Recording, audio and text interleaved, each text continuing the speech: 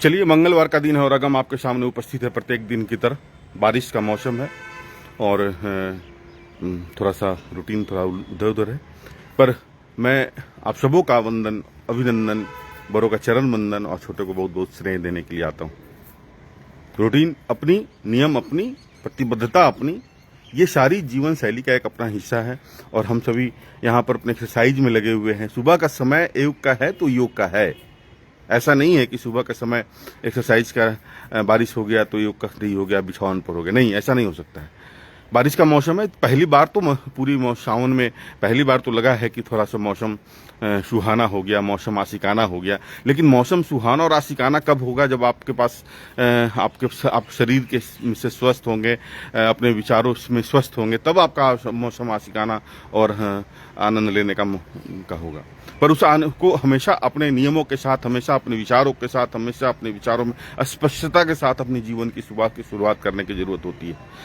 बारिश सूर्योदय नहीं हुआ, ऐसा थोड़े है कि सूर्य नहीं निकले हैं। ये मौसम का वादी है। देखिए यहाँ पर पूरे मोहल्ले की स्थिति क्या है, और ये होना चाहिए, इस तरह का होना चाहिए। सबों को एक समय अपने नियमों के साथ अपने यहाँ। और एक बात हमेशा याद रखिए, ये नियम खुद के लिए है, किसी और के लिए नहीं है।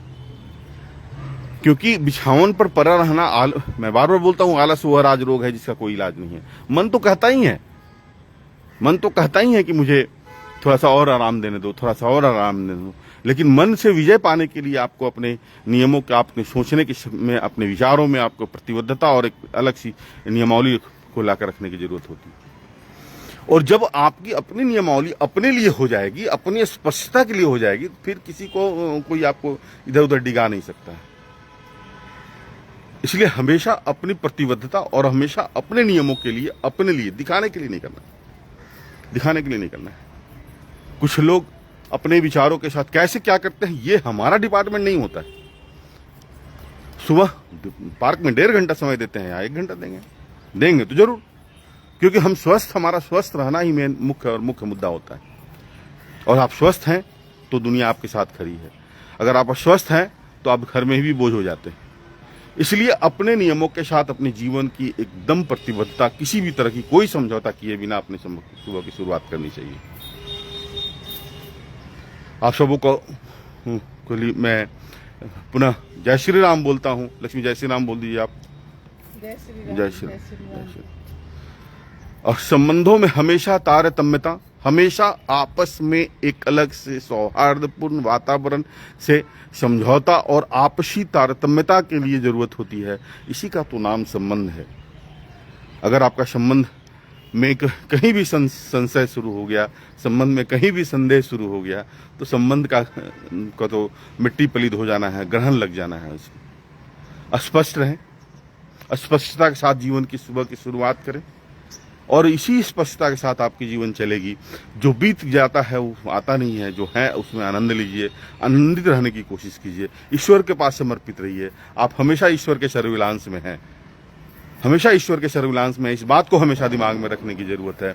आप सोचते हैं कि हमको कोई नहीं देख रहा है, सब कोई देख रहा है। सब, आप खड़ा हो जाइए अपने, आप बाथरूम में नहाने जाते हैं, नंगे हो जाते हैं, ईश्वर देख रहा है। आपके अंदर का ईश्वर जब जिस दिन आपके बारे में जानना शुरू कर देगा, उस दिन आपकी जीवन शैली की अलग सी खूबसूरती, अलग सी विचार और अलग सी प्रतिबद्धता आपके जीवन में चमक देगी। इसलिए आप खुश रहे हमेशा, मस्त रहे हमेशा, व्यस्त रहे हमेशा। ज्यादा देर तक बिछावन पर न रहें। बिछावन को बोलते हैं, वो बिछावन का मतलब क्या होता है? बिछावन पर तो जाना ही है, परमानेंट। आज जाए, 5 साल के बाद जाए, वो बिछावन ही होता है।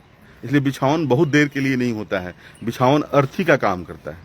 आपके मन का अर्थी हो, वो आपके विचारों की अर्थी है। आपके जीवन में एक सकारात्मक ऊर्जा को जलाने का अर्थी है। बिछावन बहुत देर के लिए नहीं होता है, आराम करने का जगह है। आराम करें, उठें और सुबह फिर ईश्वर का नाम लें और अपनी सुबह की शुरुआत करें। अब बड़ों को मैं चरण वंदन पुनः करता हूँ, छोटों को स्नेह देता हूँ। आप सभी खुश रहें हमेशा, मस्त रहें हमेशा, व्यस्त भी रहें।